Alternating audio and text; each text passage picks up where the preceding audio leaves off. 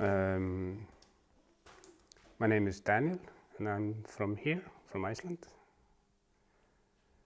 Do you want me to tell you where I grew up and stuff? Go on, just name it, because I think it's interesting. Yeah, I was born in Grundarfjörður, Snæfellsnes, which is on the peninsula on the west coast of Iceland.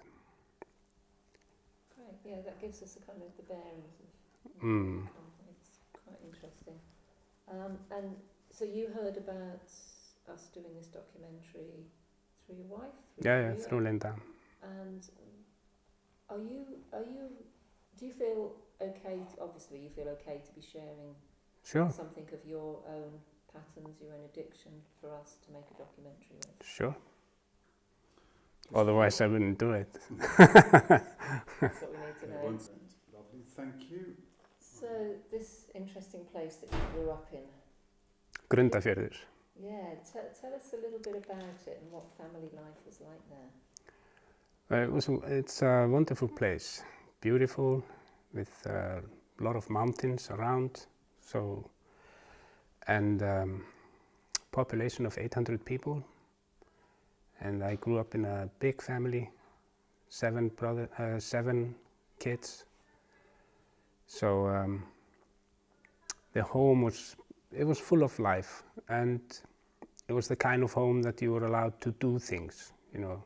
It was not like exhibition hall or anything like that, as I call some of the homes that are so clean and nice that you can't move around. And I got a lot of freedom, you know, in a small village like that. 40-something years ago, it was a different story. So I was out and about, you know, from morning to night, up in the mountains or down at the shore, and in some buildings that they were building, or hanging around the guys who were working and stuff like that. So I have many beautiful memories from that place. Freedom. Sounds really It's really, really nice. At my home, many beautiful memories as well, because many kids around all the time, and you know, you could always go home and there would somebody be there. You were hardly ever alone in the house. I can't remember it happening even. But my father is an alcoholic, and although he stopped 25 years ago, so but he was that kind of an alcoholic that, you know, took tours, like binges, I think they call it, or something like that. But that created, you know, a lot of tension in the home. So I have some bad memories as well. But he was not violent or anything like that. He never, you know, beat us up or anything like that. But, you know, although there are some scenes between him and Mom that are not really nice, but it was not like the typical violent guy or anything like that. But what it did, it created a lot of tension in between, you know, his drinking periods. So as you've grown up, some of that pattern has merged into your own life, would you say? Sure. I'm sure it has, because maybe I don't realize all the time that those are patterns from my father. But in my case, I started very early to, I saw some characteristics with my father that I didn't like. So I started early. Like I remember I was just a kid when I saw something, and I remember deciding, oh, I'm not going to be like this.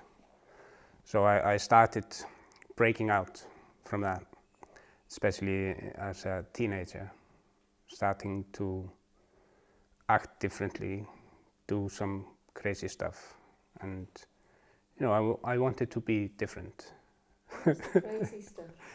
Just like nothing too crazy. I mean, it was mostly like dressing differently, doing different appearances, distinct myself from the others, and because I found it boring. I found it boring the way everybody were. They were just all the same, all alike, and I didn't want to be like that. I wanted to be different, I guess.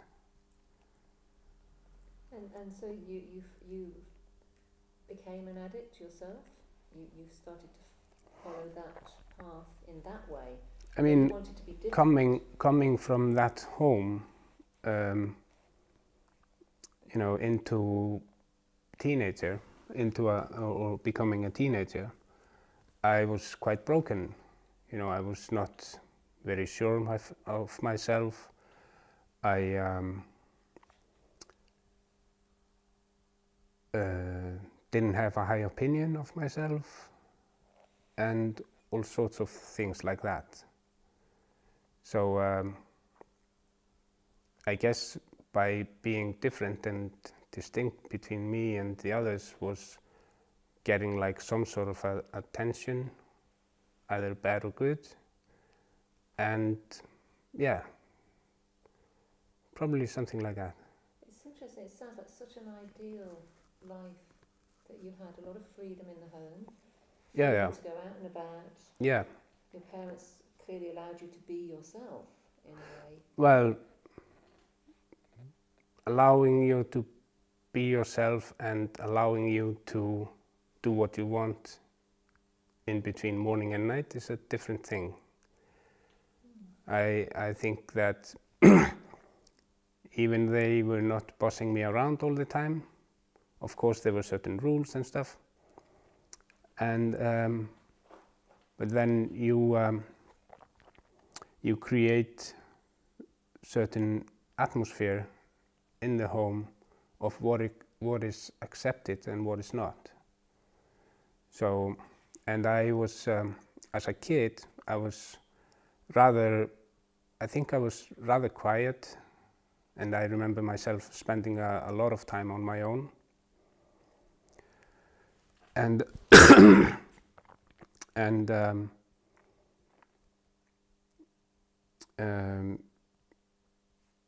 the sort of, if I try to describe the atmosphere in the home, I would say it was rather like conventional in a way, although it was unconventional in another way. It was conventional in the sense that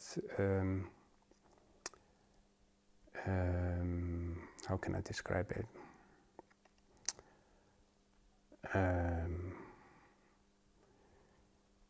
They were sort of like,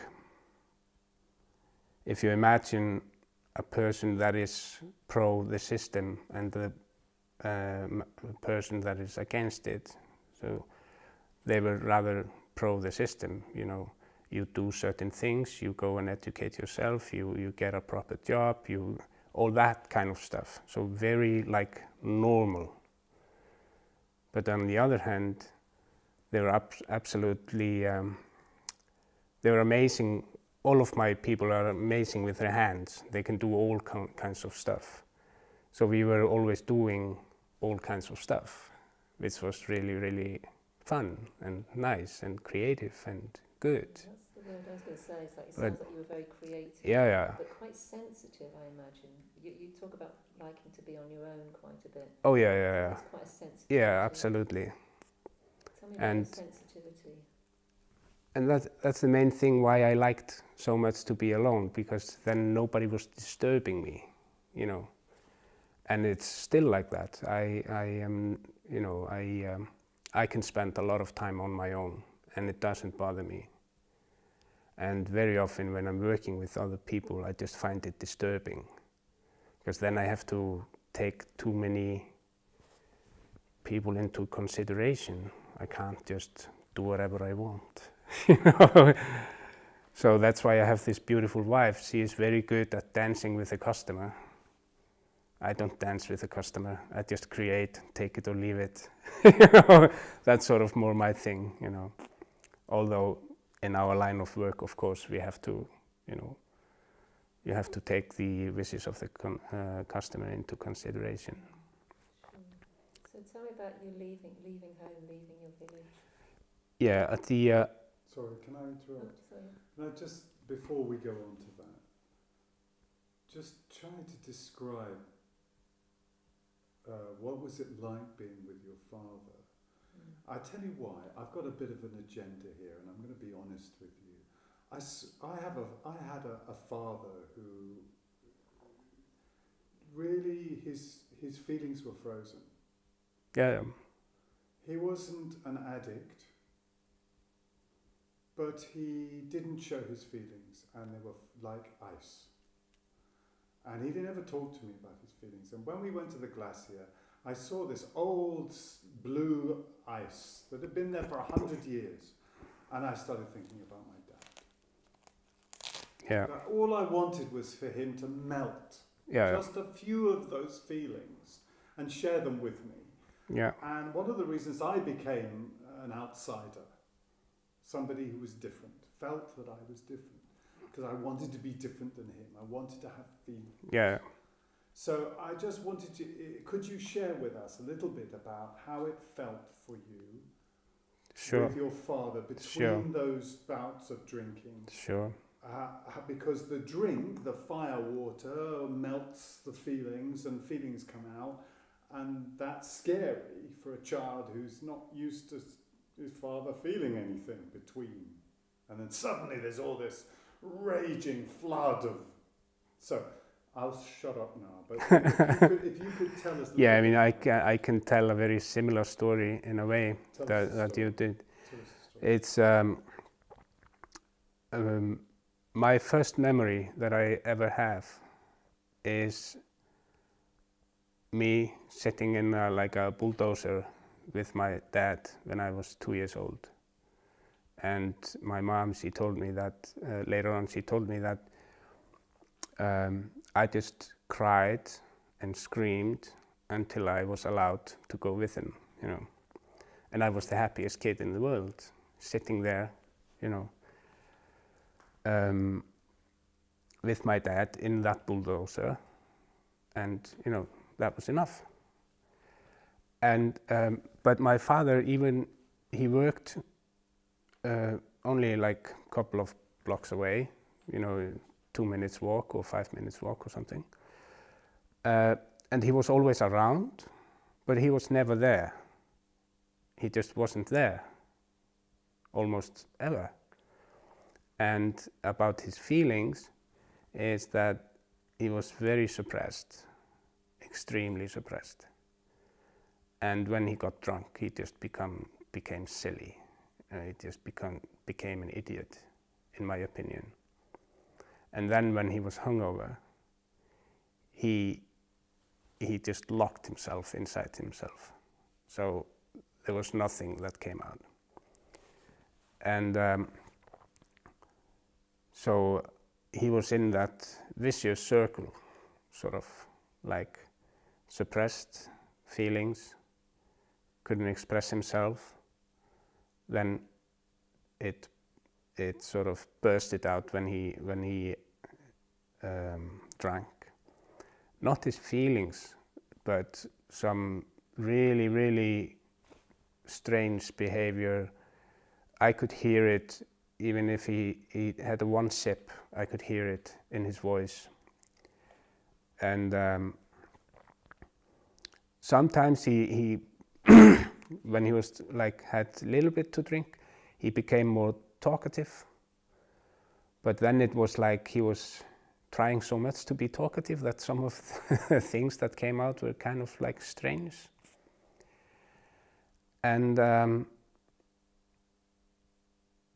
then, yeah, like then again, you know, very suppressed in between and inside himself. And I remember like a scene, it's like a picture frame. There may be like 5 or 6 guys from the village. They were standing around talking, and everybody was saying something except my dad.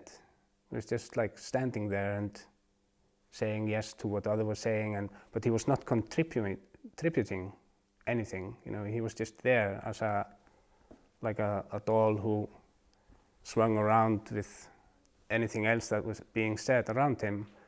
And I remember myself looking at him at that point. I was less than 10 years old. This is not how I'm gonna be. I'm not gonna be like this. I'm gonna be, you know, I'm gonna say something. I'm gonna, you know, I'm not just gonna sit or stand there and say nothing. So at an early age, I had this thought that I was going to be something else. But on the other hand, you know, there was nothing more precious than a few moments with Dad, but they were very rare, very rare. He worked a lot. He worked every day, like into the night. And I remember my mom was being very sick and tired of this, because even if he was working a lot, he was not earning a lot. So we always had some money problems. You know, the electricity was turned off. We didn't have money for oil to, you know, warm the house, and because back in the days we didn't have like geothermal energy at that place. And so we were facing all kinds of troubles. And but I remember, you know, those moments I had with my dad were really nice. But and I respected him a lot because he could do anything. You know, I could bring him a broken toy and he would fix it. It never ever happened that he said, I can't do it. Never. And the things that he did, you know, he built our house, he built our fridge, he built, you know, he fixed our cars, he could even sew, he could, you know, he could do anything. And in his recent years, after he stopped drinking, he took all kinds of courses in painting and jewelry making and all kinds of woodworking and carving, and every time he went to a course, he came home with some masterpiece. You know, it didn't matter what it was. You know, he could do anything. You know? I know it sounds very big, but anything just plays in his hands is just, he's amazing. So in some ways, he was a fantastic role model, and in another way, Absolutely. no. I mean, he was a role model in how to do things. You know, how to fix objects and to be able to do this and that. But on an emotional level, nothing. And he he didn't take big part in the upbringing of his children. He was sort of like the passive guy on the side. It's easier just to keep working. You don't have to attend to your kids or something like that. And I think he was just scared, I guess. And I remember once when I was maybe like 12 years old or something like that, he came down to my room and had like a serious talk with me, because I was not attending to school enough, and I was not showing off my best behavior and all that. And I was sort of just starting then to go into that direction that I did. Started drinking a little bit and smoking and stuff like that. So he came down for sure at the request of my mom, because he would never have done it by himself. And sat down on my bed and had this serious talk. And I just knew where to say yes and where to say no. So I just did. It meant nothing to me. You can't just show up once a year Daniel, you should do this, you should do that, this is not a good behavior. You just say, yes, yes, okay, Dad, yeah, I know, okay. You just want to finish it off, and then he goes, and you can continue. So he, and you know, he was very shy and sort of inside himself. And later on, when I went off to high school or like at the age of 17, I went off, and I came home like after the term or after the winter. We hadn't seen each other for months, and you know, he said, "Oh, hi Daniel, how are you?" "I'm good, and you?" "Oh, I'm fine." Then nothing. you know, he was not very good at conversations. What would you like to have heard? Just communication, just anything. Like, for example, that he, you know, it would have been nice when I think back. I didn't realize it then, but I realize it now, that it would have been good for him to tell me, for example, that he loved me, just for once. He has never told me that. Not until the day today, you know. But that's just him, and I'm not angry at him. It's just how it was. And I know that he had a very difficult childhood, extremely difficult. I mean, 80 years ago, it was a different story. So I don't blame him, you know. And we, you know, we have a better communication today, even if it's not very emotional, you know. And all my family is sort of like that. I'm the black sheep in my family. You know Barba Papa, the children books? Oh, okay, it's French. It's like this family, and they're all similar figures, but there is one black and hairy. The other ones are not hairy and just colorful, but he is black and hairy. So that's me. And I mean, I find it difficult with my family in a way to communicate deeply with them. Occasionally it happens with some of them, but they are very practical people. They all went into the same profession, all my brothers, 4 of them. They all did the same profession as my dad, which is like mechanical engineering. Although my dad is not educated as such, but you know, it's a similar thing. And they are more interested about, you know, are you busy, Daniel? Is there enough work? Because they found when I started working for myself, it was just like they, you know, it's like they had worries that I wasn't busy enough, you know. Of course I worried about that, you know, sometimes, especially when we were starting, you know, when is the next income coming and stuff like that. But it's just, that's just the way you do it. You just go ahead and see what happens. Trust, a lot of trust. Yeah, it has been a very good school in that, to trust that you're being taken care of. This is very good. So this is family life. Tell us now more about moving on, and maybe some of the challenges that you had that are possibly connected to your upbringing. Sure. When I remember throughout childhood, I was certain that I wanted to learn the same profession as my dad, to become a mechanical engineer. And you know, I remember myself as a kid, you know, finding an old engine from a car, and you know, I was just happy to dive into the oil and get all black in my hands and pretend I was fixing it and stuff like that, just acting like my dad, you know. But at the age of 15, I decided, well, at the age of 11, I was working at a fish factory, and during the summertime. And there was this carpenter who was running a company in Grundarfjörður, and he, of course, knew who my dad is. So he knew the genes that he was looking for. So he came to me in the fish factory and talked to me and said, "Hey, Daniel, come and work with me. You know, this stinks here, you know." It did. We were like, working with bad fish, like rot. Yeah.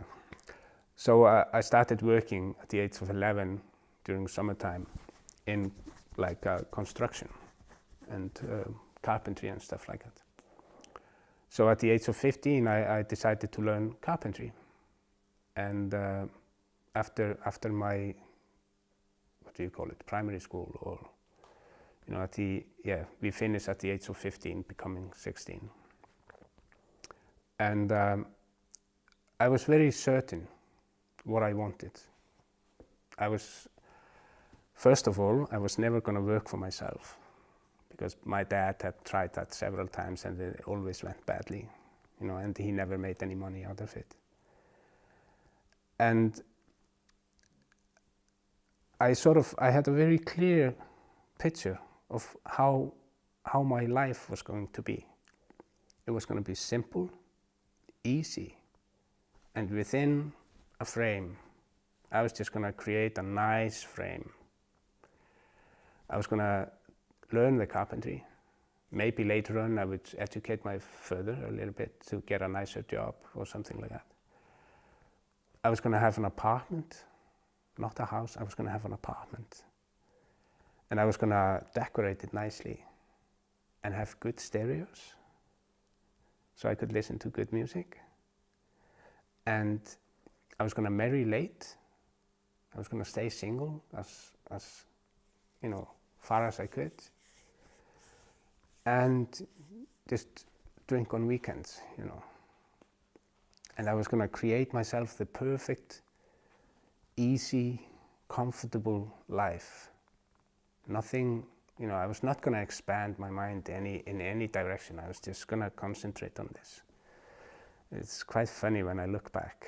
So how much of that was true and how much of it was At the age of 16, I had a very serious accident at work. I put my hand in like a machine like you have here behind me. So I seriously damaged my hand. And so that was sort of like a U-turn for me in my life.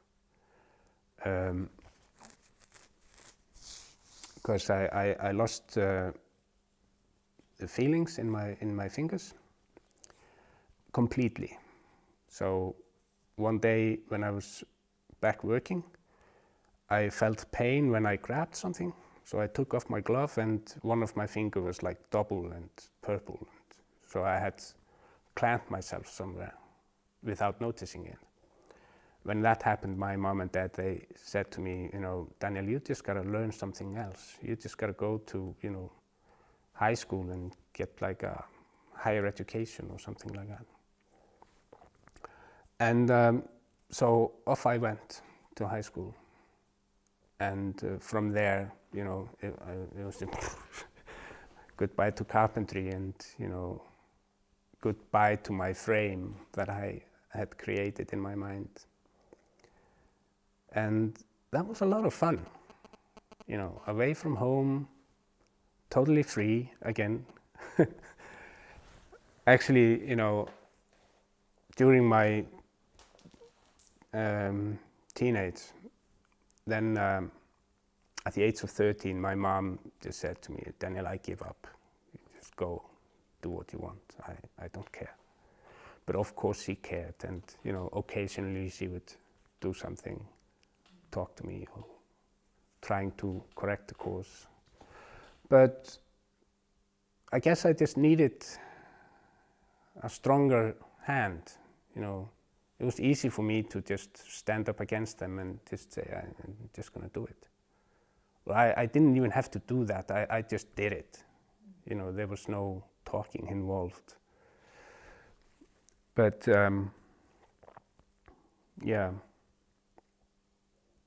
if my father had if he had had some bone in his nose, as we say in Iceland, if he had been stronger, he could have probably done something that would have sort of given me more discipline or something like that. I don't know.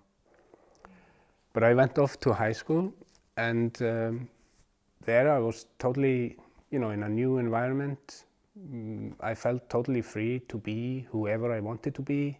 I was not bound by this community that I lived in Grundarfjörður, and because there everybody knew me as this type of Daniel, so it was difficult for me to break completely out of that image, sort of. So when I went to high school, I started. I remember when I look back, I can see that there was a new Daniel every term, for several terms. There was always like a new person coming up. It was fun, One day I was this, hippie guy, and the next one the Duran Duran 80s, gel in the hair and painting your face and all kinds of freaky clothes. I started sewing my own clothes, and I did, So yeah, I was kind of a freak the first years in first couple of years in high school. Then I got expelled. I loved drinking, absolutely, and when I was in Grundarfjörður at the age of like 15, 16, I drank a lot, every weekend, and I was hanging out with older guys, because I remember the age between 12 and 15, I always wanted to be further. I always wanted to be older than I was. I wanted to be with the older people doing grown-up stuff and all kinds. I was in a hurry to grow up, which is very dangerous, I believe. Do you think that came from your family, from actually, if there weren't the boundaries there, and there wasn't the father there really protecting the mother or the family or really looking after things emotionally, that you as a sensitive child might have been trying to be older in a way? Does that... Possibly. I don't know. But I just remember very clearly that, I think it was also, gaining recognition. I would gain more recognition if I could hang out with the older guys. I would gain my own recognition when I grew up and stuff like that. Tell us more about the drinking. Let's focus a little bit more on where that led to. And yeah, I mean,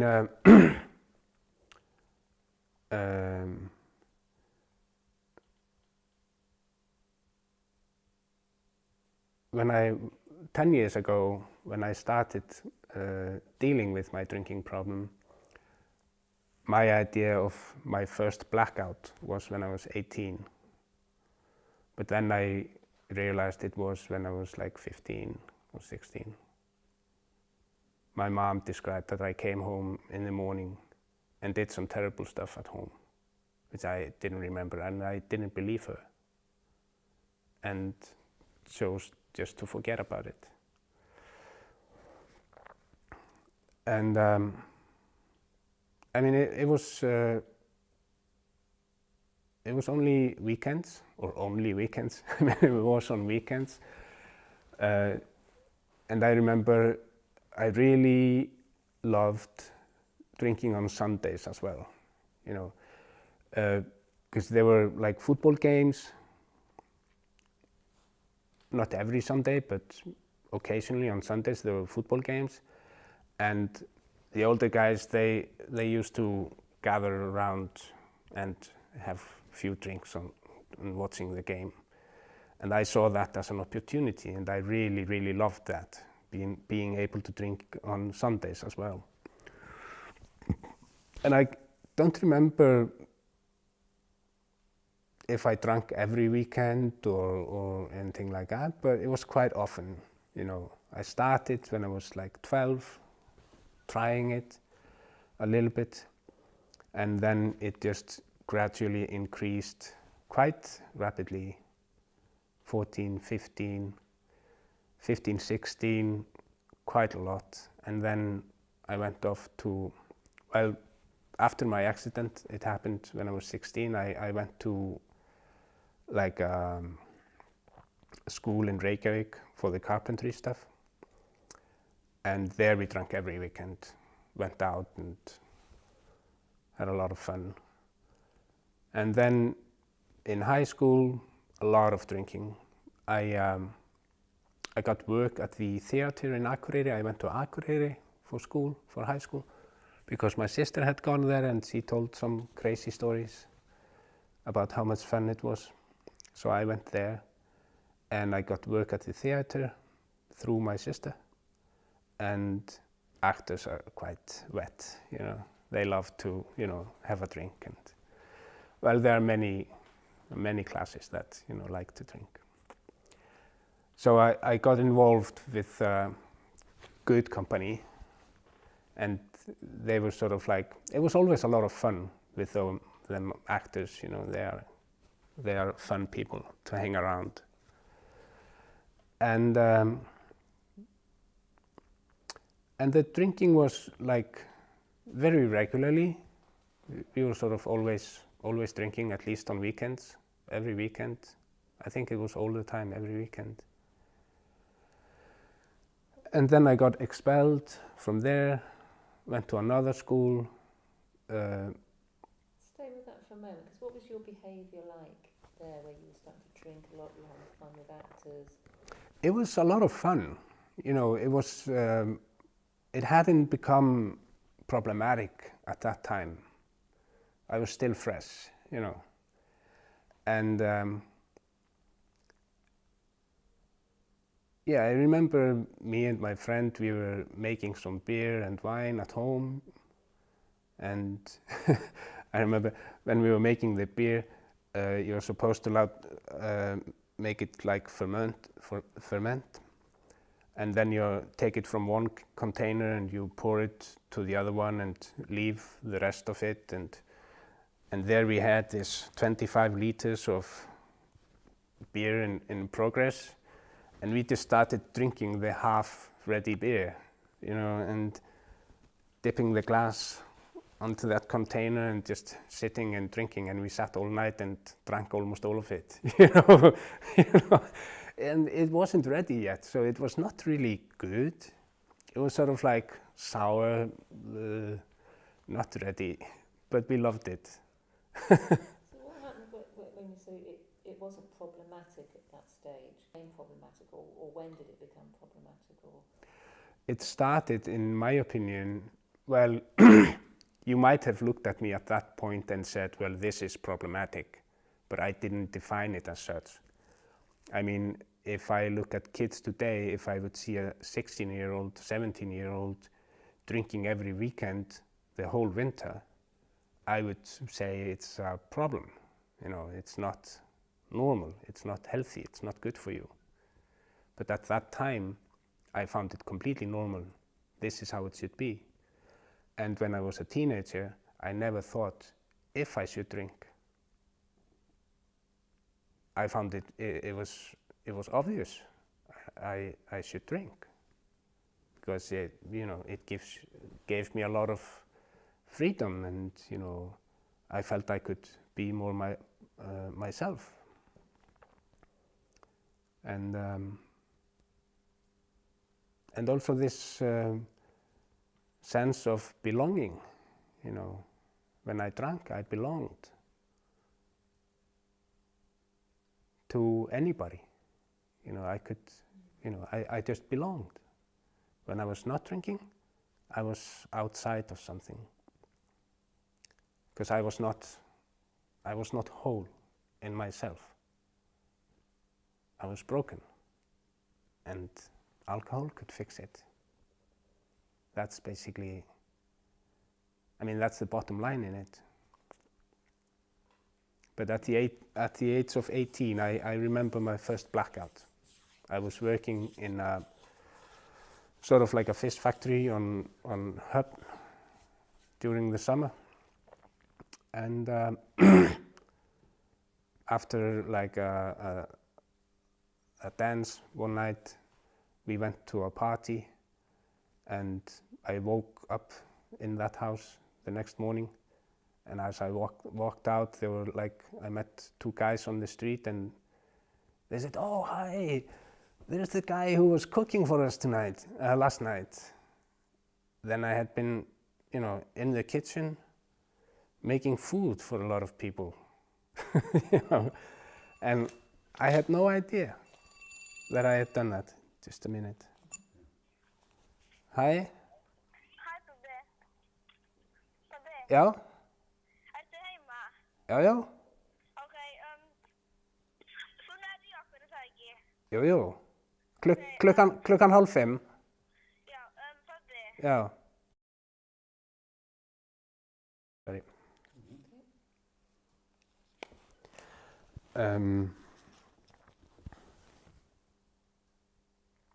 So the blackout. The blackout. When it became problematic. Yeah, so that was the first time I thought for many years that I had blackout, but I had forgotten about this, when I was 15. So after that, I went back to high school and I finished off what I had left.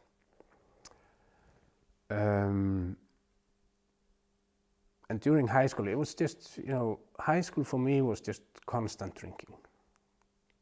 All the time. Not like every night, but every time we had a chance to drink, we did.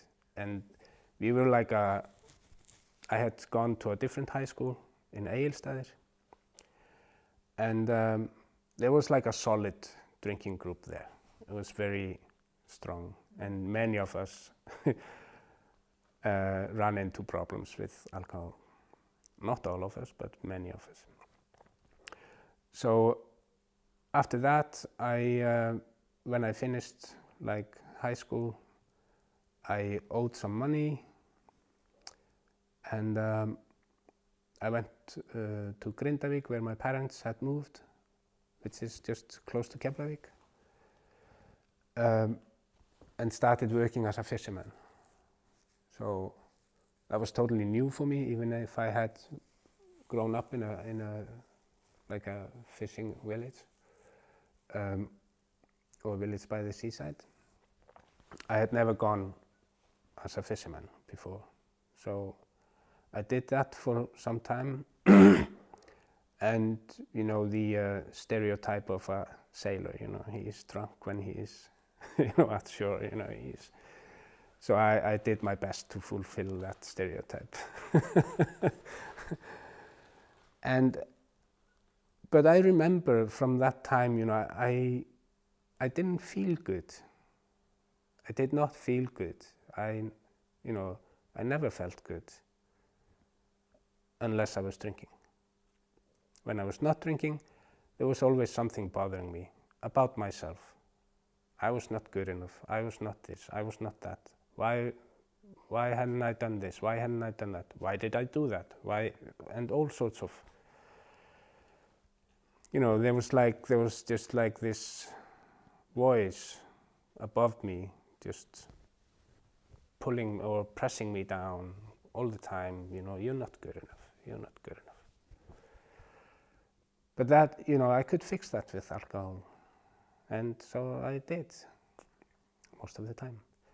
And I was like, even if I drank a lot, during the years between 20 and 30, I drank quite a lot.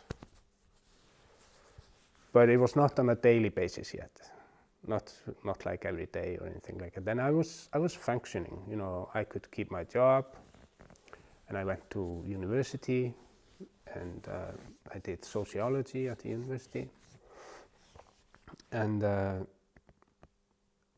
actually finished that. And so the years between 20 and 30, I was working as a fisherman. I went to university, took a break from university, went back to working as a fisherman. And when I finished university, I worked as a fisherman on a fish factory boat. So we were a month in a row out there in this iron container with 25 other guys. It's not good for you.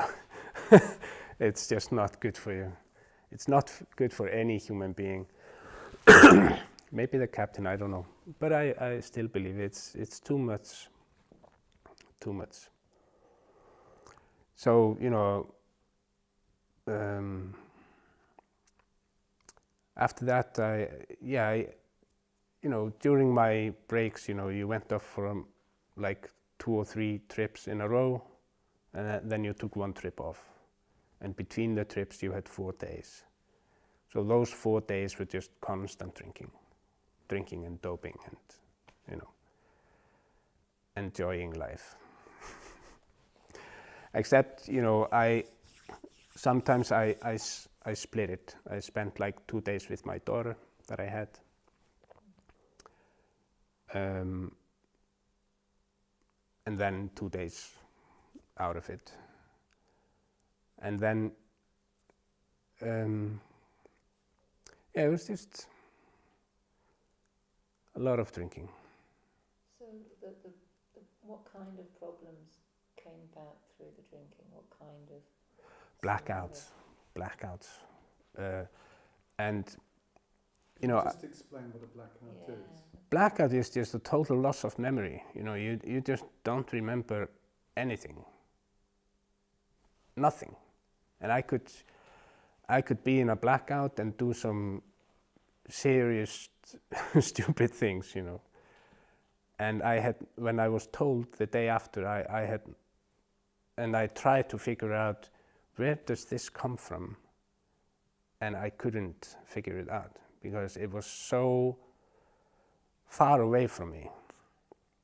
I remember myself ruining like a whole kitchen. We were just there in a party, having fun, and as I was told the day after, they came to my house the day after, 4 friends of mine who were my drinking partners, and they were just very serious.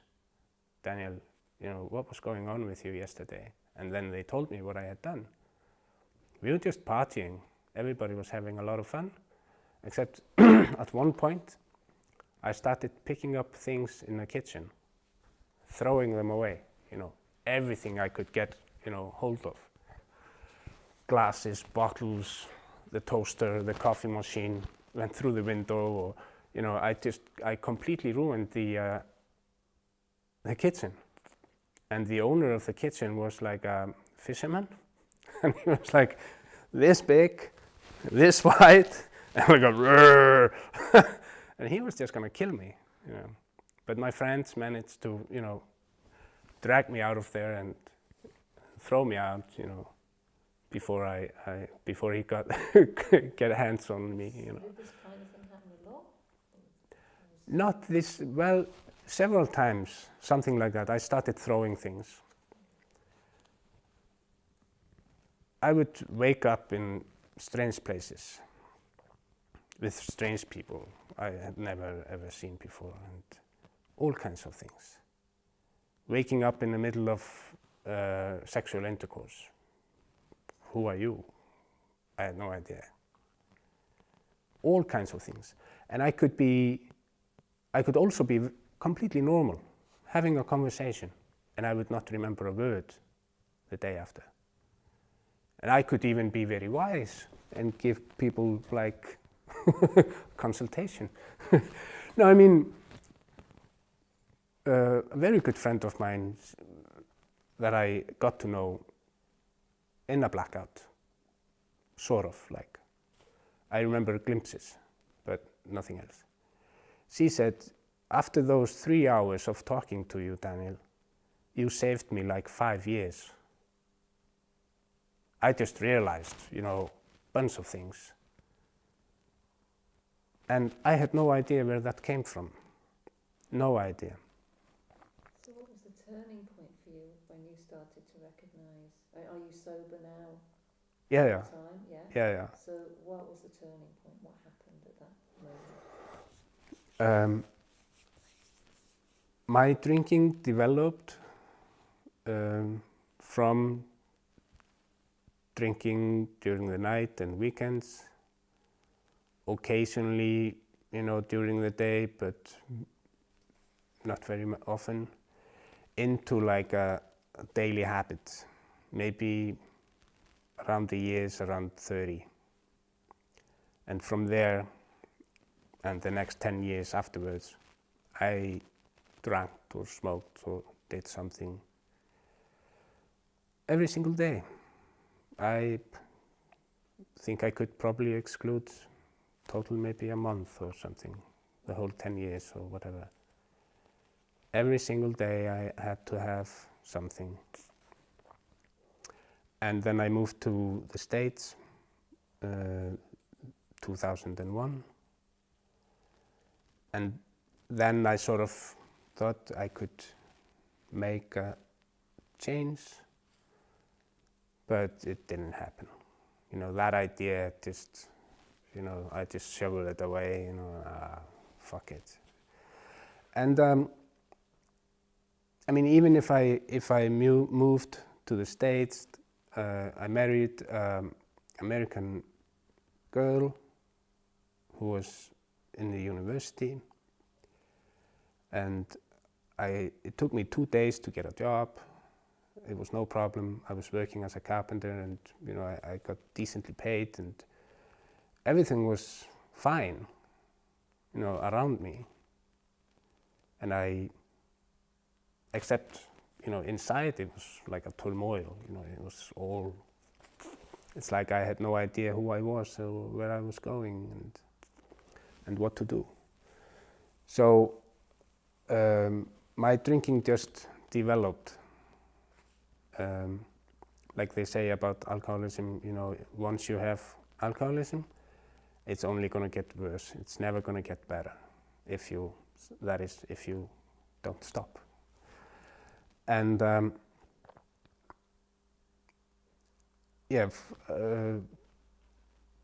daily drinking and smoking was usually I started around lunchtime, you know, since I could get away with it, you know, I could get away with it going somewhere for a beer, even go to the next shop and buy a 6-pack and bring it back to work and just sip on it during the day, smoking weed, and it just went from bad to worse. And to make a long story short, we got divorced, and I stayed there. Well, I came home for a detox and a treatment, and then I went back to the States because I was sort of running my own business there, and I wanted to finish it. I wanted to finish what I was doing and try to keep on, but it was absolutely hopeless for me in that situation. What made you do the detox? What made me? The first time, I can't really remember what exactly. I was just done, I think. So you actually got fed up with it yourself? Yeah, because the drinking was so much, and you can't take it. You can't take alcohol every day for such a long period of time, for so many years, unless something breaks. You know, it's just, you can't do it. Not in the amount that I was drinking. At least I couldn't, luckily. But, and then, my brother sort of helped me out to, you know, get started again in the States, just financially. And then it just went back to the same pattern. You know, it took only a few days in the States, and I was drinking again and smoking again. And what happened to cause it? Because you've been through detox, you've gone back. it was just a hopeless battle at that point, because I had no means. I had no means to stay sober. I mean, I could quit drinking, but I could not stay sober because I didn't have the means to do it.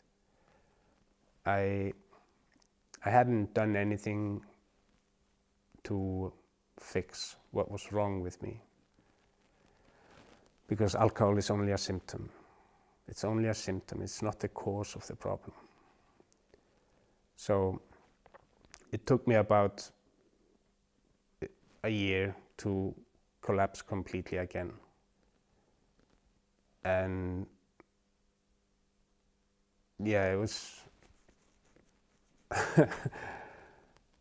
I remember I decided I would, just leave the States and go back home. I could not go on like this because I had been, I didn't change anything. I even went to a detox in the States, and that was just terrible. Really, really bad. But I did it for 3 days, and then I got out, and I had like a couple of dollars in my pocket, and then I went to the next liquor store and bought a small bottle of vodka and drank it. The absolutely hopeless case, And when I went to the airport in Boston, I don't remember who paid my airline ticket. It was not me. I think either my parents or my brother. I don't remember. I didn't have a dime. But I had a half a bottle of vodka with me. And I remember in the line I was waiting for a check-in, there were some Swedish guys in front of me, and I sort of offered them, snaps. And they said no. And I didn't understand it. What is wrong with you? We are here, going to travel, and you're not accepting a snaps. For me, it was like a automatic. If you're traveling or at the airport, you drink. That's just normal. You are just not normal. That's how I thought. Then I don't remember anything else except until I was sitting in the airplane and we were in the air, and I was like, wow, okay, here I am. I have no idea how I got in here. So I rang the bell for the stewardess to come and asked for beer, and she sort of like kneeled down and talked to me, and she said, look, pal, we were not gonna allow you in this plane. You were so completely out of it, so you're not gonna get any beer, that's for sure. And I was like, fuck. So I had to sit in the plane all the way back to Iceland without any alcohol, and that was not good. But when I came back home, my sister-in-law, she told me later, she saw me, and she told me later that she didn't expect me to survive this time. It was just, I was 60 kilos, and she said, you just looked so bad that I thought you were just gonna die. So then I started my sort of attempt to stop drinking. I went to several detoxes and rehabs. It took about 1 year for me to get it after like 4 or 5 detoxes and 2 whole treatments. And the last time I was in detox, something just happened. And that's the story so many people tell. Something happened. And yeah, it's higher power. Something happened. And I went through terrible withdrawals for 2 or 3 days, and they sort of kept me sedated, and I was sort of in a delirium tremens, although I didn't went all the way there, but I was just in some different worlds. But after that, when I was done with the strongest withdrawals, I started falling asleep between 11 and 12 at night and wake up 7 o'clock in the morning. And I slept through the whole night all those 2 weeks that I spent there. And that's very unusual when you are when you are in a situation like this. You usually have some sleeping disorders and all kinds of difficulties to face. And for 10 years I have been sleeping like a baby, more or less. This is a huge blessing. I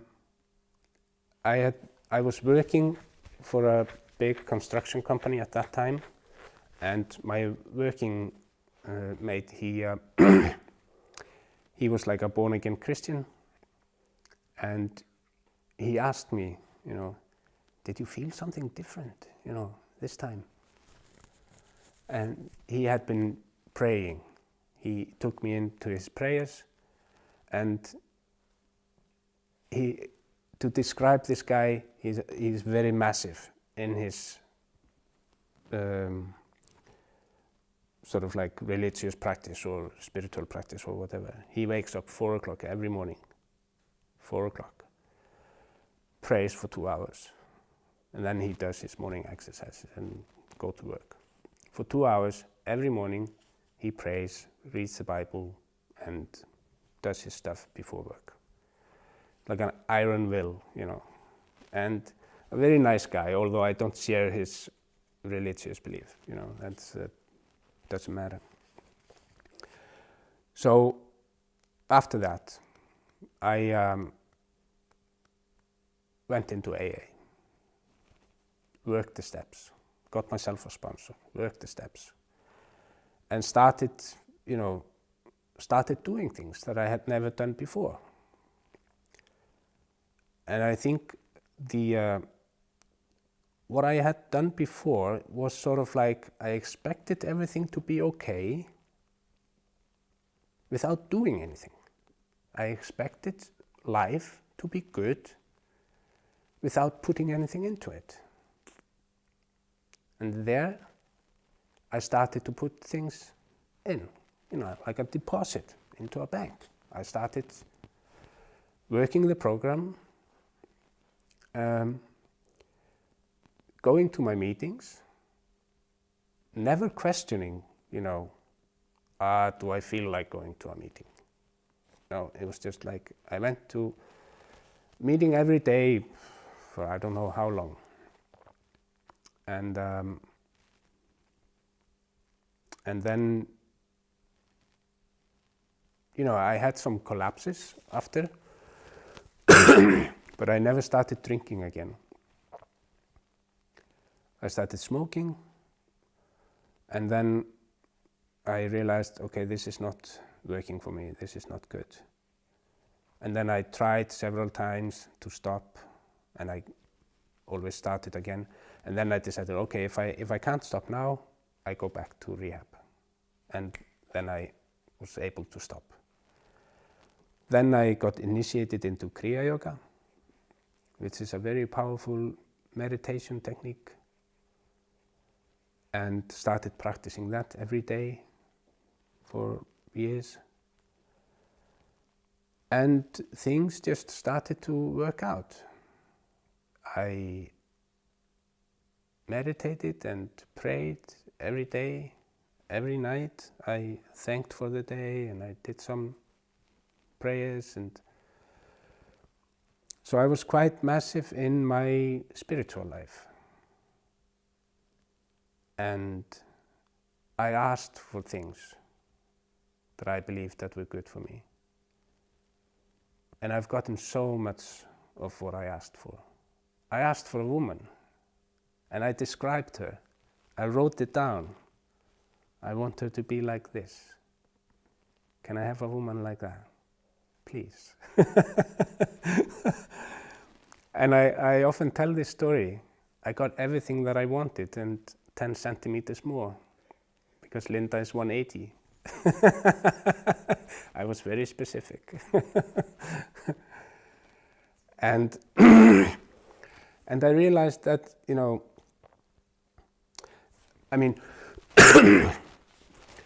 then, okay, I went into this program, I did it as well as I could. I started very massive spiritual practice, and I practiced a lot. And I did it without sort of like thinking. I just did it. I don't mind. I can feel that it's working for me. I can work 60 hours a week, and I'm still fresh. I quit smoking cigarettes, and I just woke up every morning at 5 o'clock, and 5, 6, and I was ready to work, and worked the whole day, full energy. Fell asleep at night, and I had so much energy, so much power. And then sort of like, and that's also dangerous. When you start feeling so good, you start thinking, oh, I feel so good. And then you start dropping the meetings, and oh, I still feel good. Oh, I don't need the meetings. Good. And then at some point I decided that, oh, this meditation is not working properly for me, because I'm not experiencing things. There are no fireworks. There is no,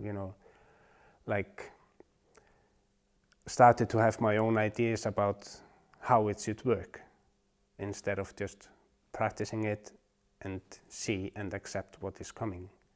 I started to put my own ideas on it. And that's a very dangerous path. Or then your ego is just in there and just controlling. And so I sort of went a little bit out of the way, but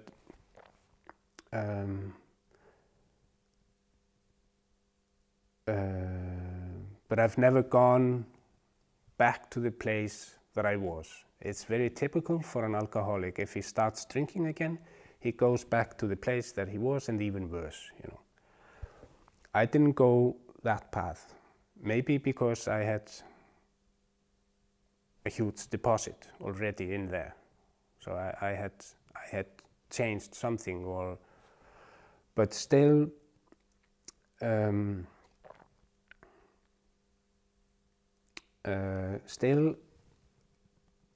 I am the same in that respect, that I started smoking, and before I know, I'm smoking every day, because I'm sort of like that, and that's a very characteristic for an alcoholic. You either do it or you don't. So I found it just boring and lame to smoke cigarettes, so I just smoked joints all day long. And I could still be at work, and I love working when I'm stoned, but over a period of time, you just get tired, and it's just not working so nicely anymore. So for 2.5 years, I took like periods of smoking, like massively, sort of like every day. Then I stopped for some time, and then I smoked again, and then I was not drinking, and and I'm just coming out of this period now, like a month ago. I had, this year has not been that much smoking, except for the beginning of the year. Then I quit, and I stayed sober for weeks and quit smoking cigarettes, and were doing all kinds of healthy stuff. But then, 5 or 6 weeks ago, I used again like a cannabis oil, and that was sort of like, that was just the bottom for me this time. I'm just happy that I didn't need to go all the way to my old bottom, because that was a terrible place. And I'm just happy that during this period of mine, even over that long period, 2.5 years, I didn't manage to ruin my life. I still have my wife, I still have my family, I still have my company, and we bought this place, and everything has sort of like worked. So this time it was not like I totally ruined my life, but it was just not as good as I know it can be. So that's maybe the big difference. What a So- story. Every time I hear these stories, I'm like, fuck. Yeah. I mean,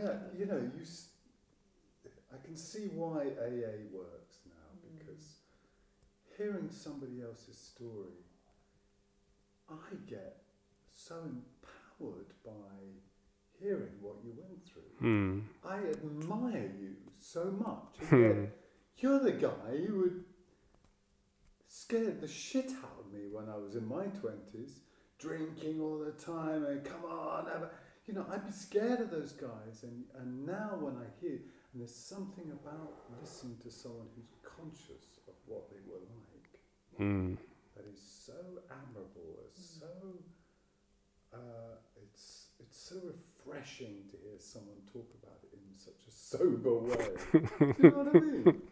And I can see I why guess AA so. works, because you stand up there and you say your story and you tell things and everyone goes, I'm not alone. That's me. Yeah. Why do you think I mean- it works, telling the story? I really can't tell. It's just like when you have a problem, if you talk about it, it helps. If you talk to a good friend or something, it just helps to get it out somehow. And I mean, for me, like this I mean, I remember myself in one of the rehabs. I still had my American wife. I was 39 years old. I was kind of losing my wife at that point. I knew that. She was probably going to kick me out. I don't blame her. And she told me later, it's not because she stopped loving me.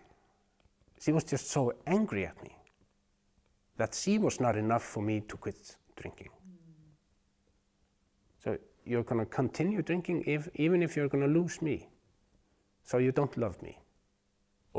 And she was just very, very angry. And she said, that is the reason I could not go on with you. It was just angry. And I understand her very well. But at that point, 39 years old, and I felt my life was finished. I saw no future. I felt old, and I didn't own anything, only debts. That was a big thing for me as well. I don't own it. I don't own a house. I don't own a car. I'm nothing. And to be able to take that condition by going through this program, this program is just so magnificent in that way. For me, it's like a foolproof strategy to take you from ashes, like nothing, and even worse than nothing, because nothing is not so bad, but worse than nothing. You're like deep down there in the darkness, and you see no hope whatsoever. You do this, and you get this outcome. It's a spiritual path. That's just it, for me. I mean, you do certain things, you get certain outcome, and everybody can get it. Everybody, no matter how old you are and how badly you have done yourself. Because I've seen so many cases that are much worse than I was. I mean, not that it is a matter of that. I mean, everybody has just to find their own bottom. And they just do it and off they go. A new life. It's amazing. Have you got any notion or thoughts on where addiction comes from within a family structure? Do you have any? Because most people who we've talked to have said that one or the other of their parents have been addicts. Yeah, I mean, my father is an alcoholic. My mother didn't drink very much, but if she did it rather badly. Be it that, or the, I mean, be it like genetics or the situation that they created. I don't know. I mean, nobody can really know, but I connect very strongly with the idea that, you know, when I'm a teenager, I'm broken. I'm not whole. So with that, I mean, being broken, going into adolescence, or like into a community that you really don't know, and you're gonna solve all your problems with alcohol. I mean, it's just not good. It's just not good recipe, you know. I just wondered, because did any of your brothers or sisters become alcoholic, or? Well, none of us can actually drink, and none of us do. Except, I think one of my brothers, he, you know, occasionally he drinks. But none of us can actually use alcohol as a normal person. So in that sense, I mean, you can easily point to the genes, you can easily point to the situation that we grew up with. For me, it doesn't really matter, you know, but I think it has to do with, if you don't know who you are and where you're going, then there is a higher risk of problems with alcohol and stuff. Because if you know who you are and you know where you're going, you know your mission in life, you don't go there. Because then you're on a different mission. You know, you're on a different mission. Interesting, I just had no idea what the hell I was doing here, you know, on Earth. I've been told that when I was 4 years old, I wanted to leave this planet. So you still don't know what it was that woke you up, apart from the fact that a higher power stepped in. I mean, it could be, you know, we have this problem with Gareth, you know. Yeah. Every time he goes into, has a detox and goes to prison or into a hospital and gets detox and comes out and says, I'm never drinking again, and all that, we're like, or gets a girlfriend, we think, yes, maybe, and then it's like, no. So you have to. In the end, all we can think of is someday the higher power will create something, because nothing else works. I mean. No, I mean, this is probably the only disease that, you know, doctors, they give you an appointment with God. You know, that's the only cure. There is and never will be any pill that you can consume and, you know, then you can all of a sudden drink like a normal person. You have to have some sort of spiritual awakening or spiritual experience to get off that path. You can't do it alone. And it doesn't matter how nice of a girlfriend you get, or how good of a job you get, or how much money you're gonna get. I was always gonna solve all my problems when, you know, I mean, first of all, I never ever thought about stopping drinking until at the end. that thought never went through my mind. Even when I woke up and I was so hungover, I just fixed it with a joint or a beer or something. Then I was good again. I never thought of stopping drinking because life without alcohol was not possible for me. I could not imagine life without alcohol. It was absolutely impossible. I was going to say something.